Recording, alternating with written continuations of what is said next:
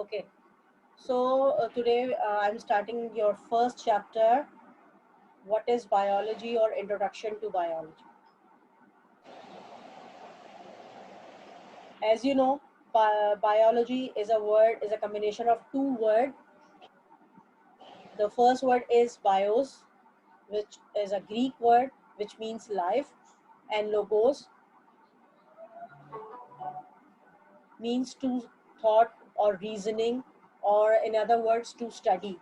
So biology is a combination of two words, bio, bios and logos, and in combination it converted into biology, that is the study of life. ठीक है, so you can define biology as the study of life. अब life की जब हम बात करते हैं तो लाइफ में कोई वो तमाम ऑर्गेनिजम्स आ जाते हैं जो जिंदा हैं, लिविंग ऑर्गेनिजम्स आ जाते हैं सारे. अब लिविंग ऑर्गेनिजम्स की भी हम अगर बात करें तो आप कैसे आइडेंटिफाई करते हो कि कोई ऑर्गेनिज्म लिविंग है और कोई नॉन लिविंग? खिजर बेटा वीडियो ऑन कर लें आप अपनी. कैसे आइडेंटिफाई करते हो? फातिमा बताइए बेटा कि कोई लिविंग है और कोई नॉन लिविंग है. Living things can breathe and non-living things cannot breathe, and living things can move and non-living things cannot move. Yes, Aisha? And Anything else you want to add, Aisha?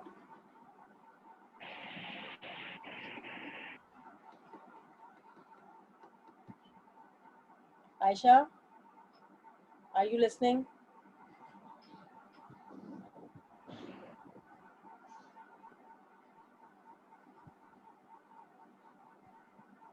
Ayesha की आवाज हमें नहीं आ रही है. चले खिजर आप बता दीजिए लिविंग और नॉन लिविंग का डिफरेंस. फातिमा ने हमें दो मिस डिफरेंस बताए हैं, थोड़ा सा कंटिन्यू करें उसको. मिस मतलब लिविंग थिंग जो होती हैं उनके पास काफी मतलब सारे ऑर्गेनिजम्स होते हैं और उनके अंदर बहुत बड़े बड़े सिस्टम्स होते हैं, जैसे हमारे अंदर ब्लड सर्कुलेशन वगैरह. अगर और आपके सामने दो चीजें मौजूद हो, जस्ट फॉर एग्जांपल एक मक्खी हो, if you are seeing a housefly and a chair, how you can differentiate that between the two, that which one is living and which one is non-living? Miss Share your reasoning. Miss अगर मक्खी होगी वो move कर सकती है, ठीक है, और उसके अंदर एक मतलब उसके अंदर भी सेंस होता है. अगर कोई और चीज उसके ऊपर, उसके आसपास कोई चीज गिर रही होगी या कुछ, तो वो कहीं और चली जाएगी अपने बचाव के लिए. उसे कहते हैं हाँ सेंसिबिलिटी या इरिटेबिलिटी कहते हैं, इरिटेबिलिटी. Yes, continue. और चेयर पे क्या होगा? चेयर पे आप उठा के हथौड़ी मारेंगे, चेयर भागेगी? नहीं. तो ये एग्जांपल आप दीजिए ना मुझे, तो मुझे इससे अंदाजा होगा कि आपके दिमाग में क्या क्या बातें आ सकती हैं. इसमें कोई हंसने की बात नहीं है, ये तो सिर्फ हर इंसान की अपना तरीका होता है चीज़ों को एक्सप्लेन करने का. कोई इसमें हंसने की बात नहीं. और ये सब क्रिएटिविटी और क्या कहना चाहिए, ये आपकी एनालाइजिंग कैपेसिटी होती है माइंड की. कैसे आप चीज़ों को एनालाइज करते हो, समझते हो और फिर उसको एनालाइज करते हो. हाँ. और Aisha check your mic. Aisha, meanwhile, check your mic. हाँ, you're not audible to us. Check your mic. पहले माइक को अनम्यूट करें प्लीज. हाँ खिजर आप कंटिन्यू करो बेटा. और मिस मतलब चेयर है वो कुछ खाएगी नहीं. अगर हम लोग और अगर कोई मक्खी होगी उसके पास कोई भी रोटी का टुकड़ा या ब्रेड का टुकड़ा कुछ भी होगा तो वो उस पे चल जाएगी खाने के लिए. अच्छा ठीक है, तो इसे हम क्या कहेंगे, इस प्रोसेस को क्या कहते हैं?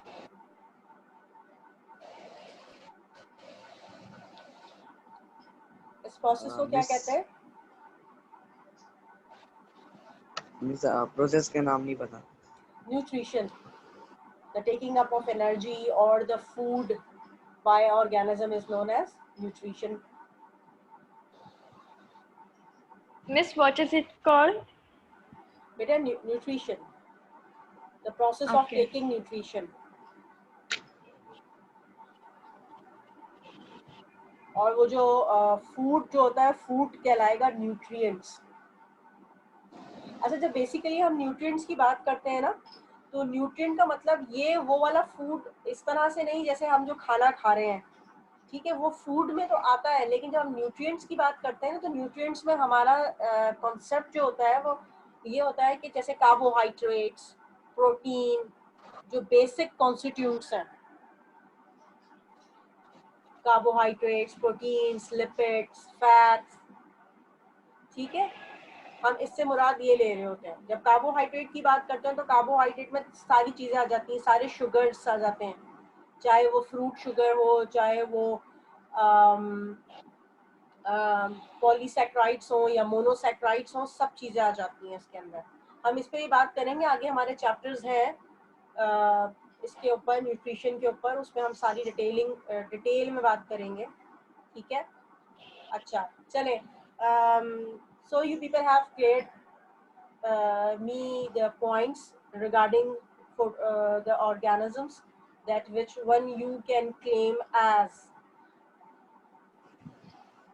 living and which one you can claim as non-living, by figuring out some main characteristics like nutrition। एक आध चेयर न्यूट्रिशन नहीं लेगी, जो हाउस फ्लाई है वो न्यूट्रिशन हासिल करने की कोशिश करेगी। किसी चेयर को आज तक हमने खाना खाते हुए नहीं देखा। अब खाना खाने का सबका तरीका अलग अलग होता है। अब मक्खी जिस तरीके से खाना खाती है उस तरीके से तोता खाना नहीं खाता, ठीक है। अगर कोई बर्ड जिस तरीके से खा रही है तो उस तरीके से कोई और दूसरा जानवर खाना नहीं खाता, ठीक है। हर किसी का अपना मूड ऑफ न्यूट्रिशन अलग अलग है। अच्छा, अब हम बात कर रहे थे, फिर उसके साथ ही हमने बात की इरिटेबिलिटी, सेंसिटिविटी की, कि अगर कोई चीज़ के करीब आएगी मक्खी के तो वो उड़ जाएगी, लेकिन अगर हम बात करें चेयर की तो चेयर नहीं उड़ेगी। इसी तरह से रिप्रोडक्शन और एक ख़ास करेक्टर्स होता है लिविंग ऑर्गेनिज्म का, कि living beings are capable of producing exact copy of themselves, while non-livings are not capable of producing exact copy। कभी किसी चेयर को आपने अपनी जैसी चेयर बनाते हुए नहीं देखा, लेकिन हाँ, अगर एक हम लिविंग ऑर्गेनिज्म की बात करें तो लिविंग ऑर्गेनिज्म में अगर हम मिसाल दें एक मक्खी, तो एक मक्खी को प्रोड्यूस कर सकती है। वो एक पूरा उसका एक प्रोसेस होता है रिप्रोडक्शन का, जिसके थ्रू वो एक और जानदार को पैदा करने के काबिल होती है, और जो वो जानदार बिल्कुल उसके जैसा ही होता है। तो इससे क्या होता है कि रिप्रोडक्शन के थ्रू वो जो जानदार है वो अपनी जो स्पीशी है, स्पीशी हम पढ़ चुके हैं कि स्पीशी क्या होती है, काइंड होती है। हर लिविंग ऑर्गेनिज्म की अपनी किस्म होती है, काइंड होती है, स्पीशी कहलाती है वो। और वो जो होता है उसे बरकरार रखने के लिए एक प्रोसेस रिप्रोडक्शन के थ्रू अपनी किस्म को बरकरार रखता है। कुछ ऑर्गेनिज्म जो है वो सेक्सुअली प्रोड्यूस करते हैं और कुछ एसेक्सुअली प्रोड्यूस करते हैं, ठीक है। अच्छा, फिर इस तरह से अब बात हो गई, ब्रीदिंग की बात की थी कि रिस्पायर करते हैं वो। अब रिस्पायरेशन भी कोई एक सिंपल प्रोसेस नहीं है। इस रिस्पायरेशन के अंदर जो होती है, क्या नाम है, 2 स्टेप्स होते हैं इसके रिस्पायरेशन के। फर्स्ट स्टेप जो है वो उसका कहलाता है ब्रीदिंग यानी कि एक्सचेंज ऑफ गैसेस, और दूसरा ही इसका स्टेप कहलाएगा सेलुलर रिस्पायरेशन। सेलुलर रिस्पायरेशन में क्या होता है, जो एक्सचेंज ऑफ गैसेस हुई होती है वो जाके सेल का हिस्सा बनती है, और सेल का हिस्सा बनने के बाद वहां पर होती है एरोबिक रिस्पायरेशन। एरोबिक रिस्पायरेशन के थ्रू क्या होता है कि अच्छा, ये दोनों साथ साथ हो रहे होते हैं, ये नहीं कि अलग अलग चल रहे हैं, साथ साथ ही हो रहे होते हैं। वो ऑक्सीजन जाके फिर वो उस फूड का हिस्सा बन जाती है, और फिर फूड को ब्रेकअप करने के बाद, हाइड्रोलाइज करने के बाद क्या होता है, वो जो फूड के अंदर एनर्जी होती है वो जिस्म का हिस्सा बन जाती है। मैं इन सब चीज़ों को साथ साथ बताती इसलिए जा रही हूँ कि जब आप लोग को थोड़ी हर चीज़ की नोआ होगी, तो अब आप चैप्टर्स के अंदर उन चीज़ों को पढ़ते जाएंगे तो वो आपको क्लिक करती जाएगी, हाँ हमें टीचर ने ये बात बताई थी, हाँ हमें टीचर ने ये बात को डिस्कस किया था। मीनवाइल कोई चीज़ प्रॉब्लम करे, आप लोग मुझसे चैट बॉक्स में क्वेश्चन कर सकते हो, जिसको मैं एंड में केटर करूँगी। अच्छा, अब हम बात कर रहे थे लिविंग और नॉन लिविंग के कैरेक्टरिस्टिक्स की। रिस्पिरेशन की बात हो गई, न्यूट्रिशन की बात हो गई, सेंसिटिविटी और इरिटेबिलिटी की बात हो गई, मूवमेंट की बात हो गई कि एक मक्खी तो यहाँ से वहाँ जा सकती है लेकिन एक chair itself can not move without being forced by any other. फिर मूवमेंट के बाद हमने बात हो गई, फिर हमने रिप्रोडक्शन की बात कर ली, ठीक है। तो ग्रोथ और डेवलपमेंट, एक चेयर खुद ब खुद नहीं बढ़ सकती, लेकिन एक मक्खी छोटी मक्खी होती है, छोटी मक्खी बड़ी होकर बड़ी मक्खी में तब्दील हो जाती है। अच्छा, अब ये जो प्रोसेस होता है डेवलपमेंट का, इसके भी एक नाम है मेटामॉर्फोसिस, चेंज ऑफ फॉर्म। इसमें कंप्लीट चेंज भी होता है और इनकम्प्लीट चेंज भी होता है। हम चैप्टर इनवर्टिब्रेट्स के अंदर पढ़ेंगे, लेकिन मैं भी थोड़ा सा नो हाउ चीज़ों की कुछ टर्म्स के बारे में बोलती जा रही हूँ ताकि आपको क्लिक करती जाए कि हमने ये चीज़ें पढ़ी हैं, ठीक है, हमने इन चीज़ों के बारे में बात की है। अच्छा, अब क्या होता है कि जब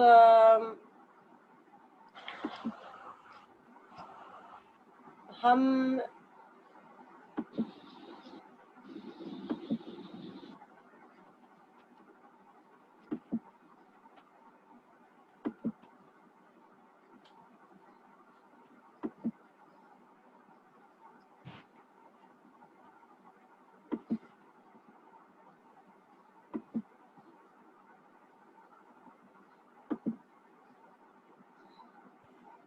अच्छा, अब क्या है, हमने बायोलॉजी की बात कर लिया। अच्छा, अगर हम जब बायोलॉजी के अंदर सिर्फ प्लांट को स्टडी करते हैं तो वो ब्रांच ऑफ बायोलॉजी कहलाती है।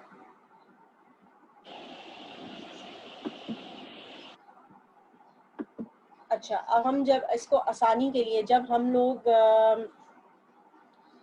प्लांट्स के बारे में पढ़ते हैं तो हम कहते हैं the branch of biology which deals with the plant is known as botany, and the branch of biology which deals with the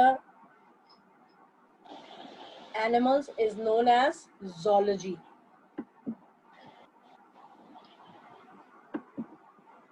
And the branch of biology which deals with microorganism is known as microbiology.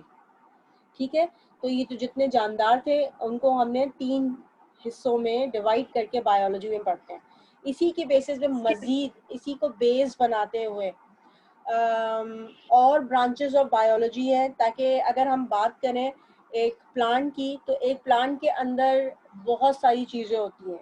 Cell होता है, cell से मिलकर tissues बनते हैं और tissues से मिलकर organs, organs से मिलकर बहुत सारे ऑर्गन्स मिलके ऑर्गन सिस्टम और फिर बहुत सारे ऑर्गन सिस्टम मिलके ऑर्गेनिज्म बनाते हैं, ठीक है। तो अब एक प्लांट को ही स्टडी करने के लिए, उसके बहुत सारे पार्ट्स को स्टडी करने के लिए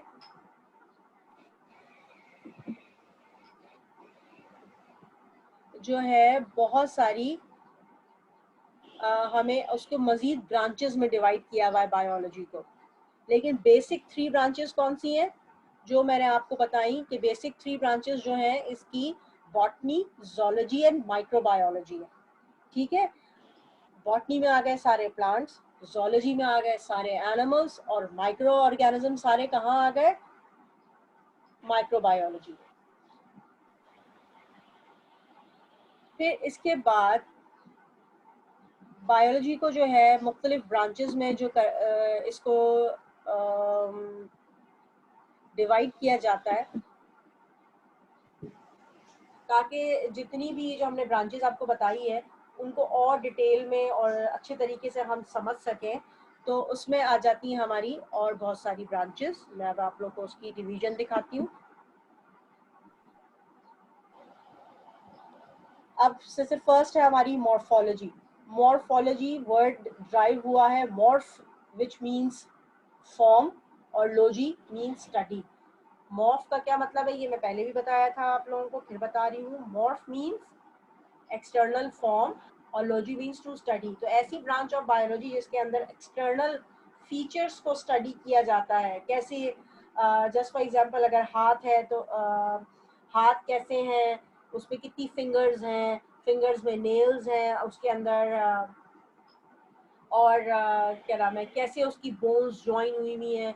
और अगर मैं प्लांट के हवाले से बात करूं तो प्लांट के लीव्स कैसे हैं, कैसे अरेंजमेंट हुई हुई है लीव्स की, और उसकी जो ब्रांचेस हैं वो कैसे निकली हुई है, मतलब किस तरह से अरेंज होकर निकली हुई हैं, फ्लावर जो है वो टॉप पे है या वो साइड में है, किस तरह से कहाँ पे अरेंज हुए हुए हैं, एक फ्लावर है तो उस फ्लावर के अंदर कितने पेटल्स हैं, 5 हैं, 4 है, इन सब चीज़ों को हम कहाँ डिस्कस कर रहे हैं, मॉर्फोलॉजी के अंदर, यानी कि external features, external form. So the branch of biology which deals with the external features, external form of any organism, of the living organism, is known as morphology.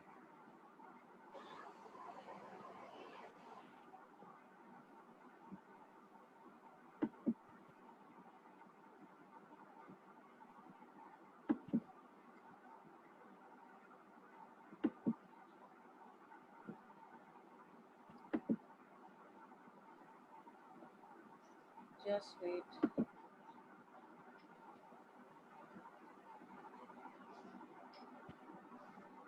अच्छा, अब एक मिनट.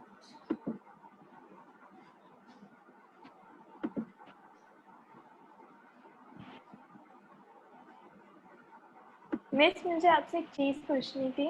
हाँ, पूछिए.